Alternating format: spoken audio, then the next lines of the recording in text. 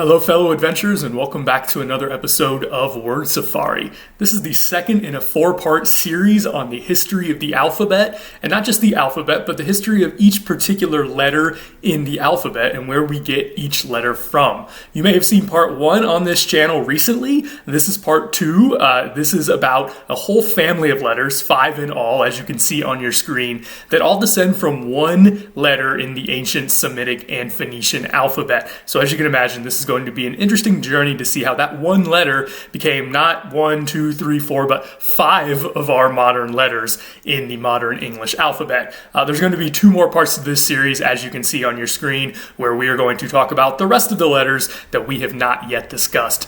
But let's get started with this particular family of words. The letter that these 5 letters come from in English today is the ancient Semitic and Phoenician letter wow. It's pronounced wow, so it kind of sounds like our word W-O-W today in English, but as you can see, it's spelled a little bit differently.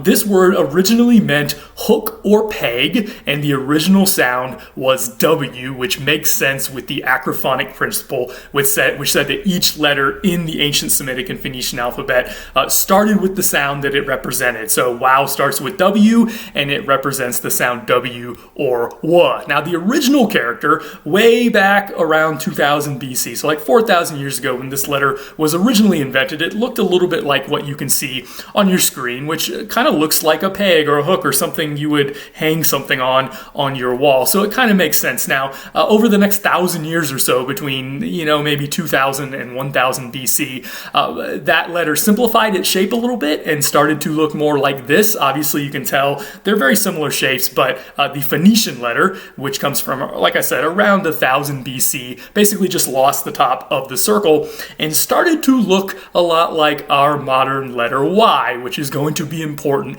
as we continue to trace this letter through its history. The original shape, at least in Phoenician, was something like a Y, but it sounded like W. This was not the letter Y, this was the letter W, and it would have been the consonant W. Now, what happened when the Greeks took over the Phoenician alphabet? Well, they kept the shape very similar. As you can see, the original Greek letter that came from the Phoenician letter wow was actually something that just looks like a Y because they just took that shape right over. Now, this is going to be a little bit of a review from last episode where we talked about the letter I. That was one of the letters we talked about then.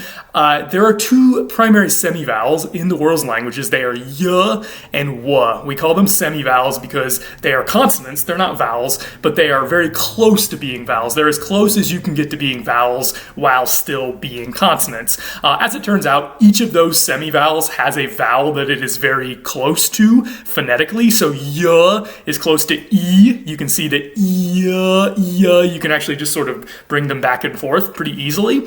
And w is close to the vowel oo. So you can do the same thing with those two. Oo.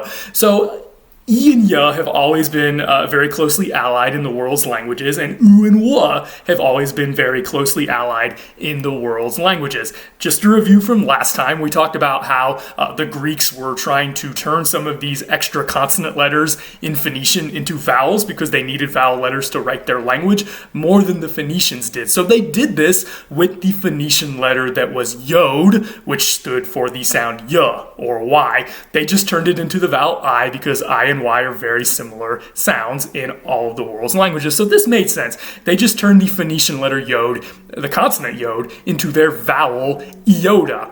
So maybe they could have done the same thing with the wow letter because they did it with the other semivowel. Why not do it with this semivowel? However, Greek had a problem if it wanted to do that with this particular semivowel, do the same thing that it did with the semivowel yod. The problem was that Greek actually had the letter and the sound, specifically w, in some of their dialects. Now, in ancient Greek, like prehistoric Greek, going back to Linear B and Mycenaean times, w was a regular feature of pretty much all of the dialects of Greek of that time period. But by the time the alphabet was adopted, maybe around 800 BC, w was starting to drop out of a lot of dialects of Greek, but it was still there enough that the adopter of the alphabet from Phoenician into Greek decided that there needed to be a letter w, but they also needed a letter for oo. So what could they do to solve this problem, because if they turn wow into an oo, just like they turn yod into an e, where would they get a letter for the W sound? Well, as it turns out, there was a pretty easy solution in full view, and this is what they did. They basically just split the letter wow into two Greek letters. So there were already two Greek letters that came from this one Phoenician letter wow, and those are the letters. You can see them there on the bottom of your screen. Now, just a word of caution.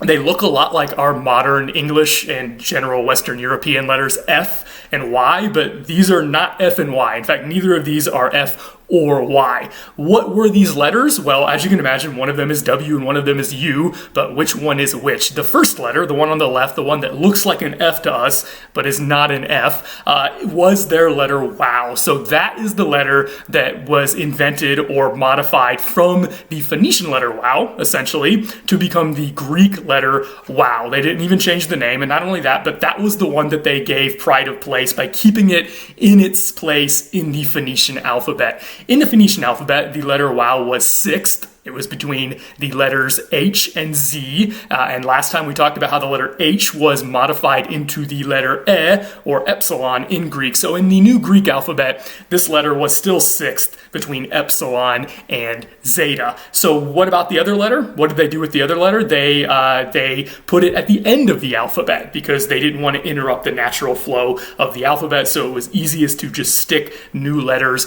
at the end. So wow, the letter that was W, was kept in the same place, but its shape was modified a little bit. As you can see, they sort of bent the arms a little bit, I guess this way for you. And then the other letter, the one that they actually put at the end of the alphabet and made the new letter oo, they kept the same shape. So both of these letters have some of the genetic characteristics, if you want to think of letters having genes.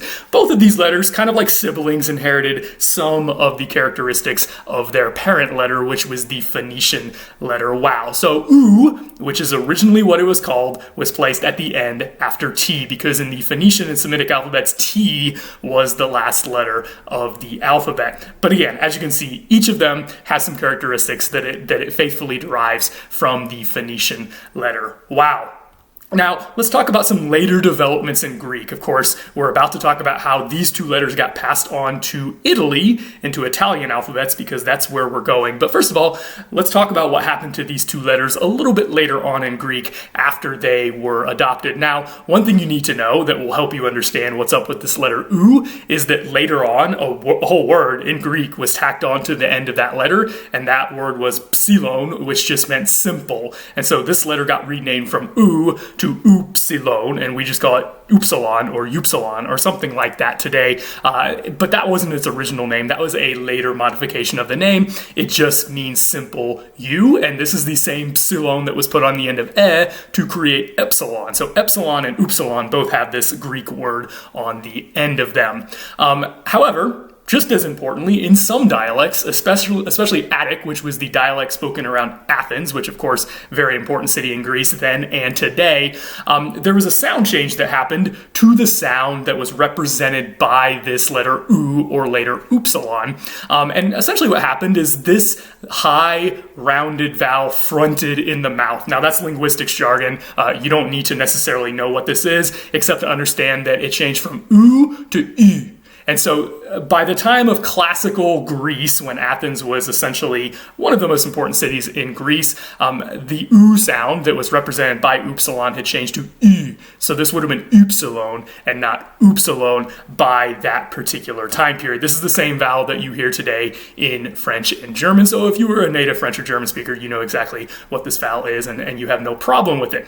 On the other hand, what happened to the other letter, this letter that was originally wow? Well, as I mentioned, Greek dialects were losing the W sound over time. Around 800 BC, many of them still had the W sound, but between 800 and, say, 400, the classical period, most of the rest of the Greek dialects also lost the W sound. There were some dialects in central Greece, especially like the dialect called Aeolic, that kept the W sound for longer, but most Greek dialects no longer had a W sound, which also meant that they no longer wrote the W letter and they really no longer needed the W letter, but sometimes they would still see it around because for a long time it was still part of the alphabet. Alphabets tend to be conservative, so you don't make changes to them for much longer than maybe you need to. So the letter wow was still there, and it was still there in Aeolic and being used in Aeolic as well. However, some Greek speakers ultimately forgot that this was called wow, or maybe just didn't care anymore because it wasn't one of their regular letters they used much anymore,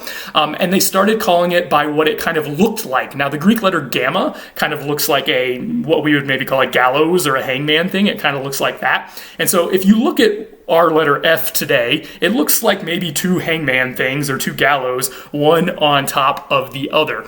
The Greeks thought the same thing, and so they actually renamed this letter Digamma, which just means two gammas. It's one gamma on top of each other. However, ultimately, this letter dropped out of the common Greek alphabet altogether. So you will search in vain for any fraternities, at least that I know of, that have Digamma in their name today, let alone wow. So those are some later developments in Greek, both of which are going to end up being important down the road, and both of which are important to the modern Greek alphabet because this letter is just gone from the Greek alphabet today. There is no wow or digamma for the most part if you learn the 24-letter Greek alphabet today. However, before these changes, the early Greek alphabet was passed on to the Etruscans in Italy, and so the Greeks passed on both of these letters faithfully, wow and oo. This was before oo fronted to oo or became upsilon or anything like that, so this was still just wow and oo that got passed on to the Italian peninsula, and Etruscan used both of these as such. However, Etruscan did make a very important, or at least what would come to be a very important change to the shape of the letter oo. They actually just simplified the shape by removing the vertical bar. So when you remove the vertical bar from a Y, it just becomes something that looks like a V. Now again, this is not the letter V. Neither of these are the letters that they look like today in modern English. This is not F and V, this is W and oo, even though it looks like F and V, and that's going to come to be important. But again, this was the new shape of the letter oo when it came to the Italian peninsula. Now, the Etruscans had another problem. The Etruscans had the sound f in their language, but the Phoenicians did not have a sound f, so they didn't have a letter for it. And the Greeks at this early time period also did not have a sound f. As you may know, Greeks would later have a sound f, written phi or phi, P-H-I, but that was a sound change that was not going to happen for many hundreds of years still at this point. So the Greeks did not give the Etruscans a letter for F, but the Etruscans needed a letter for F, so they sort of decided to use some letters, or a combination of letters that they had been given by the Greeks, and this is what they did. They said, well, w is kind of a f sound because w and f both use your lips, and f is a little more breathy than w, so maybe we can get away with writing f by writing wh. And in early Etruscan, this was one of the ways, actually the main way in early Etruscan, that they wrote their sound F. Now, a little bit later on, there would be a special letter that would be invented on the Italian peninsula just to write the sound F, and it actually looks like our modern number 8, but that is going further into the weeds than we need to get. It's just important for our purposes to note that Etruscan seems to have pioneered this idea that you could write the sound F with some form of the letter W, which, not coincidentally, happens to look like our modern letter F. Now, the Etruscans passed on the alphabet to the Romans, who spoke Latin. Now, just a reminder, we talked about this in the last episode. Latin made the interesting design choice to represent their semivowels and the corresponding vowels of those semivowels by means of the same letter. Instead of having a letter for I and Y, for instance, they just wrote both of them with one letter, which looks like our modern letter I. Well, as it turns out, they made the same design choice for the other semivowel, which was W. They said, well, if we have one letter for E and Y, we can also just have one letter for U and W, and so they chose the W, or rather the oo letter, the thing that looks like our modern V, to write their sounds oo and wa. However, if you think about it, this actually left them with an extra letter because Etruscan had handed on an alphabet to them that had letters for W and U, but they used the U letter for both U and W. So what to do with the old letter W? Well, as it turns out, Etruscan may have given them some inspiration because Etruscan was already using that WH combination to write the sound F. So the Romans said, well, we have this extra letter that we don't need anymore because of the design choices that we made in our alphabet. So why don't we just use this letter to represent our sound F? We don't need to write an H after it. We don't need to do anything. This letter, which used to be the letter W, is now just going to be the letter F. And this is ultimately how this thing that looked like W came to be F in our modern European languages. It goes all the way back to archaic Latin and some interesting design choices that they made in their alphabet. Okay, so now the Romans had these two letters, and this thing on the left was indeed now F, but this thing on the right was not V. The Romans did not even have the sound V in Latin, and so this letter was to represent the sounds oo and wa. It could be either one, but not V just yet. But, of course, Latin kept developing too, just like Greek kept developing, so let's see what happened in Latin. If we go forward several hundred years in Latin, of course, the Romans started growing their republic and expanding all over the Mediterranean world. They expanded to the west, they expanded to the east, and when they expanded to the east, they began to come into intense contact with Greeks, Greek speakers, Greek culture, Greek words, Greek ideas. And the Romans really looked up to the Greeks and their learning and their philosophy and their knowledge and everything else. And so the Romans started borrowing a lot of Greek words straight into Latin. And for the most part, they were able to represent these words with the Roman alphabet that they already had, which at this point would have only been 21 letters and ending with the letter X. X would have been the last of those 21 letters. However, Latin lacked the sound U. It didn't have the sound U at all, and it didn't have a letter to represent it. So what could it do about this? What was it going to do to represent this sound in Greek loanwords that had an upsilon that was pronounced U by this point? Well, as it turns out, the Romans decided to just, have a really easy solution here. They took over the letter upsilon, which still looked like our modern Y, to be able to write words that had this un-Latin sound U in them, okay? So they took this letter over, but again, they didn't want to interrupt the order of the alphabet or anything, so they just stuck it at the end. Like I said, the former last letter of the Roman alphabet was X, and they just put Y after it. By the way, at the same time, they also borrowed Z from the Greek alphabet, and that's why Y and Z are the last letters of the Roman alphabet and the Western European alphabet today. Of course, some of you in Europe and other places are saying it's not called Z, it's called Z, and that's actually a more archaic way to say that letter, but we'll talk more about that in the proper episode.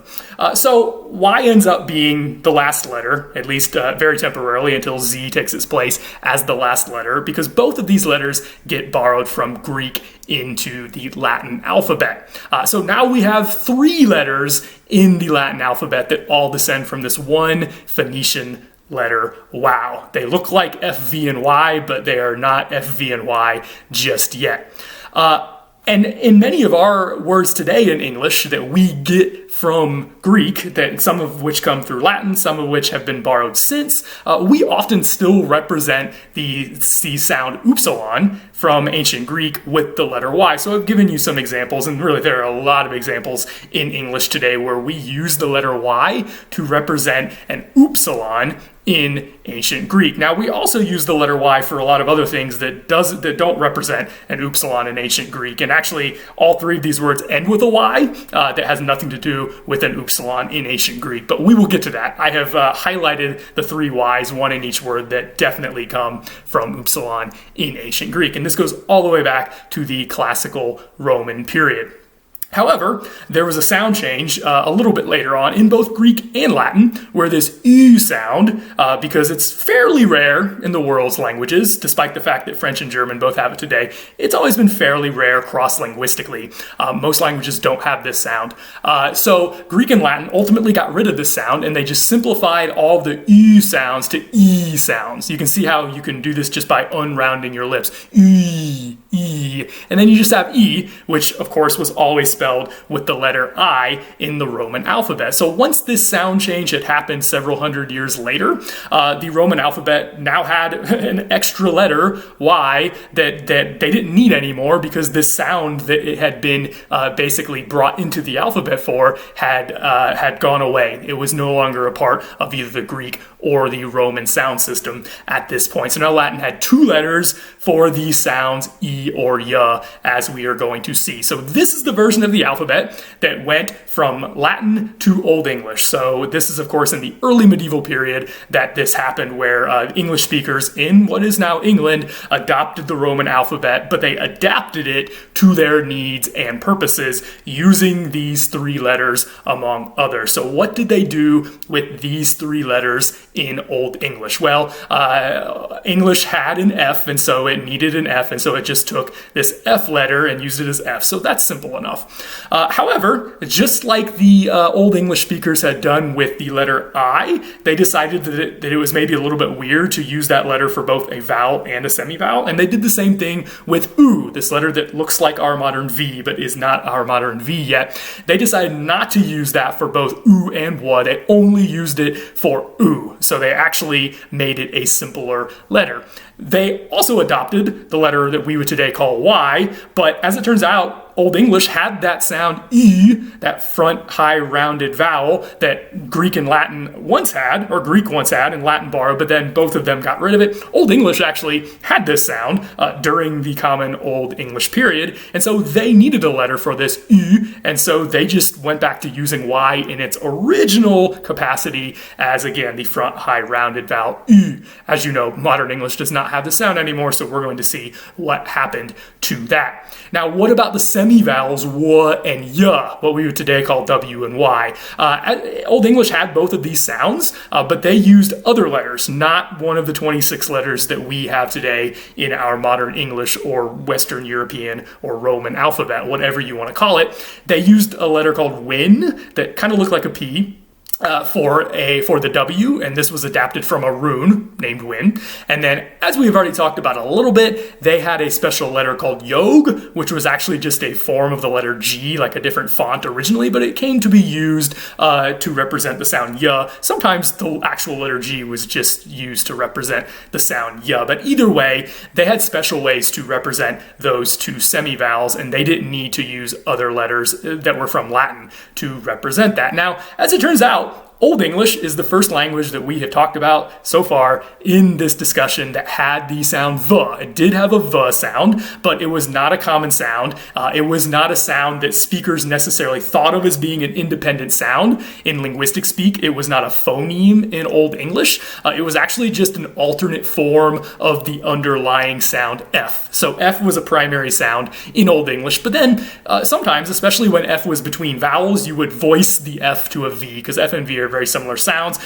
We still have some words in English that do this, like wife, wives, knife, knives, where you actually voice the F to a V when you put something after it. That's a relic of the Old English period, where F and V were basically just versions of the same sound. And because they were versions of the same sound for Old English speakers, they wrote both of these with F. They didn't use this letter that looks like this in the word wives or knives. They actually wrote F there instead of V, because for them that was just another version of the sound F, essentially. So Old English had all three of these letters that look like F, V, and Y, but two of them were not actually what you would think they would be based on modern English orthography. So we still have a ways to go to get from Old English to modern English. Meanwhile, back on the continent, I almost said consonant because I have linguistics on my mind, other things were happening. Some important things were happening here on the European continent that are going to help us evolve the alphabet further and get it closer to our modern alphabet. Because as you can see, we're still lacking 2 letters. I said we were going to get to 5 letters from the ancient Phoenician letter. Wow, and we've only gotten to 3. So let's talk about how we get our 4th of the 5 letters, and that is going to be the letter W, which again did not exist yet in the ancient period. Now, in late antique and early medieval spoken Latin, there was a sound change that happened to that consonant W that was all over the place in Latin. Latin had a lot of Ws, and it was a very common sound. However, in the spoken Latin toward the end of the Roman imperial period, this was started to evolve and become more of a fricative. Now, it may have originally become a v, which is kind of like a V, but not quite a V, but then in most European languages, it evolved all the way to a V. So from now on, I'm just going to write V, even though you may know that originally it evolved into v before it became V. And in some Romance languages, specifically Spanish, it's still a v today and has never actually evolved all the way to V. But for simplicity's sake, we're going to call it V from now on. So w evolved into v in most of these European languages that descended from Latin that originally had w. However, in certain environments, specifically after a consonant, so like if there is a consonant cluster like qu or sw in a Latin word, that w stayed w. It didn't change to v or anything like that. And so in a word like quatuor, which was the Latin word for four, the number 4, that w after the q that spelled u stayed the sound w. It didn't evolve into qua something, it stayed qua. And in most of the Romance languages today, the number 4 is still qua something, like in Spanish, cuatro, right? So you still have a w sound there in most of the Romance languages, but of course it was still going to be spelled u or v, the letter u, the thing that looks like a v, but that we are calling u here. However, there was another source, another influx of words that had the w sound, and that is Germanic languages. So it was about this time in history that many Germanic tribes invaded the Roman Empire. They came into what's now France and Spain and Italy, and of course England, and settled there, and sometimes intermarried, and sometimes became bilingual with Latin. So there were many loan words passing between Latin and the Germanic languages. And as you know, many of the descendants of those Germanic speakers just ultimately switched to Latin, and those are the ancestors, or many of the ancestors, of people who speak French and Spanish in France and Spain today, especially. So there were many Germanic loanwords from these Germanic languages like Frankish or Visigoth into Latin. And these words from Germanic still have the w sound. They had already, this w to v sound had already happened in Latin. And so there was a whole new influx of new words with w, and they needed a way to spell that. But it was getting very confusing because now this one letter that looks like our modern letter V had to not just represent 2 sounds, which was already maybe a lot, it now had to represent 3 sounds. It had to represent u, w, and v, or maybe v, okay? So this is a lot of work for one letter to do. So some scribes in the early medieval period started doubling this letter to show that it was a more of a w sound than a v sound. So if you just wrote the one letter, if it was a consonant, it would probably be v, and if it was a vowel, it would probably be u. But if you wrote 2 letters like this, 2 of them right next to each other, then that would signify that this really was the w sound, which had become rarer. It was not as common as it once had been in Latin, but it was still there sometimes, not just after consonants where it had survived from Latin, but also in all of these Germanic loanwords. And so this is essentially how the letter W eventually developed. It just started as 2 of these things that look like V, which, by the way, is why it looks like 2 V's and not 2 U's, but we call it W because this letter was basically U. That was the original name of this letter, at least going back to the Latin period. It was just called U, so that's why we call it W, even though it looks like double V, because the letter V had not actually been invented yet at this point. So that's how we get W. Something else happens during this period that's very important. You may have noticed that up until this point, the Y letter, of course it wasn't called Y yet, but the Y letter was only a vowel. It was borrowed from Greek into Latin, specifically to be the vowel E, and then remember that vowel E simplified into E, and so in the imperial period of Rome, this would have just been the sound E ultimately.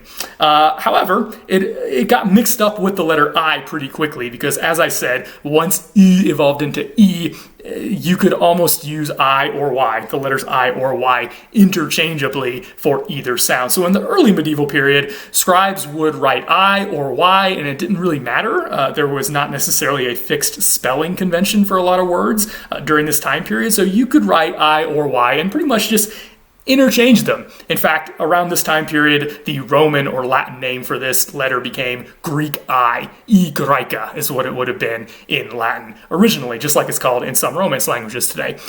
So at this point, Y for the first time was able to be used as a consonant because I was also able to be used as a consonant to write the semi-vowel Y, okay? So you could use the letters I and Y to write either the sounds E or Y, and there was no real connection between those sounds. It was just sort of whichever letter you wanted to use at the time. However, some scribes, especially in far Western Europe, modern-day France and Spain, had an idea. We have two letters, and we have two sounds, but we're not consistently using either letter for either sound. Why don't we match them up? Why don't we start using the letter I specifically for the vowel E, and why don't we start using the letter Y specifically for the consonant, the semi-vowel Y? So they started doing this, and this is the birth of how Y came to be able to be a consonant. But of course, at the same time, Y could still be a vowel. It could still be used, for instance, as we've been talking about, in words that come from Greek where there used to be an upsilon. So this is how Y developed this interesting dual nature that it has today in English, where it can be a vowel, it can be a consonant, it can really be either one. Now, what about the name Y? I don't know if you've ever stopped to think about how weird this name is, because most of the letters and the letter names that we have in English, just like in most languages, have the sound that the letter makes in them. So for F, we say F, and it has a F in it because it makes that sound, right? But Y is one of the rare exceptions. W is kind of another one, depending on how you score that. But Y is definitely an exception, because if you think about it, the pronunciation of Y is like W-A-I. You can see it there in the International Phonetic Alphabet. It's pronounced Y in modern English, but there's no Y sound in Y unless you count the diphthong and the E sound there at the end, which would be a little bit of a stretch. So where did this name come from? This actually probably goes back to the Old French period, and for some reason, one of the names of this letter in the Old French period was oui, and then that was borrowed onto the island of Great Britain, and we're going to talk about how that happened here in a second. And then, due to the Great Vowel Shift, we evolved into Y, and that's what we call it today. Why would it have been called we, or why would it be called Y today? It may be. This is the best hypothesis we have. It may be because of the shape of the letter. The letter, if you really squint at it, looks like an old U, which of course is the shape V, with an I below it. So if you think about it, it's actually an oo-e, based on the old pronunciations of these letters before the Great Vowel Shift in English. U-E, in other words, U-I, you put those together, you get Y, we-Y, and that is the name of the letter today. That is our best guess as to how this letter got this objectively weird name today in English. So let's go from Old to Middle English. We had to go back to the continent to see those developments in the early medieval period, because these developments are going to be imported to England after the Norman conquest. So one important thing that was already happening at the time of the Norman conquest, and was probably accelerated by the Norman conquest, was that this sound E, this front high rounded vowel in Old English, was simplified to E. So actually the same thing happened that had happened in Greek and Latin many hundreds of years ago at that point.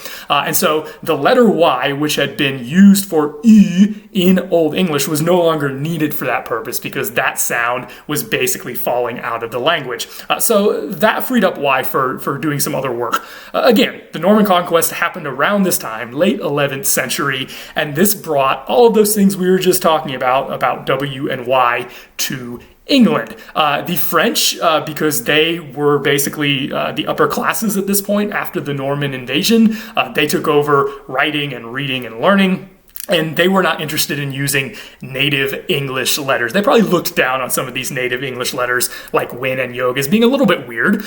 So they just used their French letters to refer to the sounds w and y. They used this newish letter W, at least sometimes, to refer to w, and they use consonantal Y to refer to y. Also at this time period, especially due to French loanwords, but also due to some other reasons, some other things that were happening, the sound V became a sound in its own right, a phoneme in English. And so Old English did not consider V to be a major sound, but Middle English and Modern English, of course, do consider V to be a major sound. The French also began writing it with the U letter and not the F letter, right? So we almost never write the sound V with the F letter anymore.